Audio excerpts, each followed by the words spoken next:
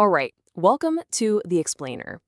Today we're tackling one of those struggles that is just universally human, procrastination.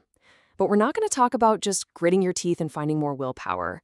No, we're diving into the surprising science of why we get stuck and, more importantly, how we can actually, finally, get things done. You know the feeling, right? We've all been there. You set this huge, exciting goal. You're going to write a book, you're going to launch that business, you're going to finally learn to code. You're fired up for maybe a day, and then you just freeze. Total paralysis. What does that happen? Well, it often comes down to a really simple and kind of frustrating fact. We bite off way more than we can chew. We set ourselves up to fail right from the get-go.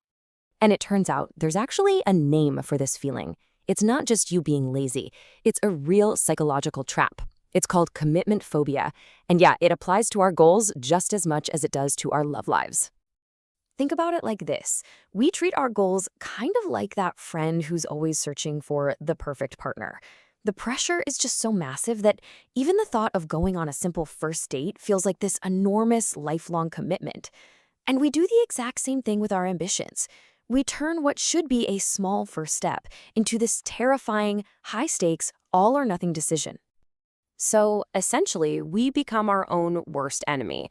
We're the ones building up these huge, intimidating stories around our goals, filling them with our own crazy high expectations. And instead of, actually taking action, we scare ourselves into standing perfectly still. So, if thinking big is actually the problem, what's the solution? Well, it's pretty counterintuitive. The answer is to start thinking incredibly, almost ridiculously small. The secret weapon here, the antidote to scaring yourself, is something called the micro-commitment. It's a decision that is so small, so manageable, that it feels almost silly, like it's too small to even matter. It's not about the huge final outcome, it's just about one tiny positive action you can take right now. And this right here is the whole ballgame. The goal, write a best-selling novel, is an outcome you have almost zero control over today, right? But what about open my laptop and write one sentence? That is 100% within your control. Shifting your focus from that scary outcome to a simple action, well, that changes everything. Okay, but why is this think small approach so ridiculously effective? It's not just a cute little mindset trick. There's some really fascinating science that explains what's going on under the hood. It comes down to this brilliant model from a Stanford behavior scientist named B.J. Fogg. He figured out that for any behavior to happen, literally any behavior, three things have to all come together at the exact same moment: motivation, ability, and a prompt. Here's how it breaks down. First, you need the motivation. You have to want to do the thing. Second, you need the ability. It's got to be easy enough for you to actually do. And third, you need a prompt, some kind of trigger or cue that says, do it now.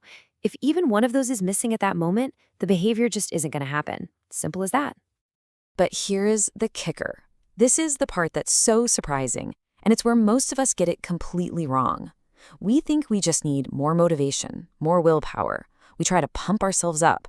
But Fogg argues that's actually the hardest part to change. The real secret, the path of least resistance, is to boost your ability by making the behavior radically, insanely simple.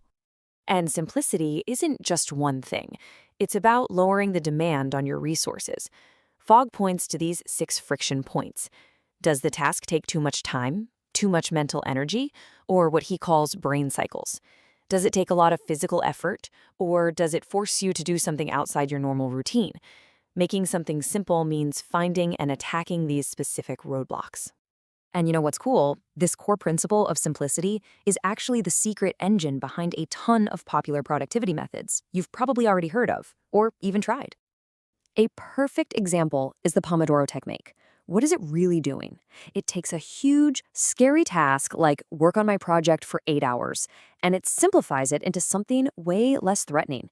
Just focus for 25 minutes. It dramatically lowers the bar for ability so that you can actually get started in the first place. So it seems like the logical next step is to just pick a strict system and stick with it, right? But what if that's not always the best move? Some really interesting new research suggests that forcing ourselves into a rigid box might actually backfire sometimes. So get this. A recent study published in PubMed Central looked at this very question. They had some students use rigid systems like Pomodoro, and other students just take breaks whenever they felt like they needed to. And the results were pretty wild. The groups using the structured techniques, their motivation actually declined faster, and their fatigue went up more steeply. How about that? So what on earth does that mean? Well, the huge takeaway is this. The principle of making things simple is way more important than any single rigid system. For some of us, a strict timer can actually add a new layer of pressure. Instead of reducing friction, it creates it. So if that Pomodoro timer is making you more anxious than focused, it's actually violating the core principle of making things easy.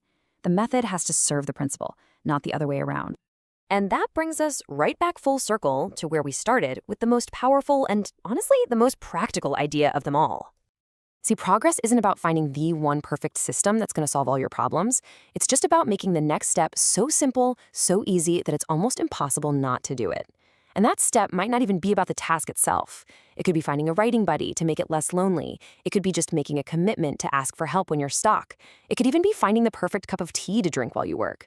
These are all tiny decisions that reduce friction. Now, these tiny little steps, they might feel totally insignificant on their own, but their real power is in how they add up over time. It's like this quote says, "We get so focused on a huge one-year goal that we miss the incredible power of small, consistent actions over a decade. One sentence a day is over 300 sentences a year. One tiny good decision, when you repeat it, compounds into massive, life-changing progress." So, just for a moment, let's forget the 5-year plan. Forget the bestseller list or the million-dollar business. The only thing that really, truly matters is the very next step. So I'll ask you, what's one tiny, simple, almost effortless good decision that you can make right now to move forward? Because that's where all the real magic begins.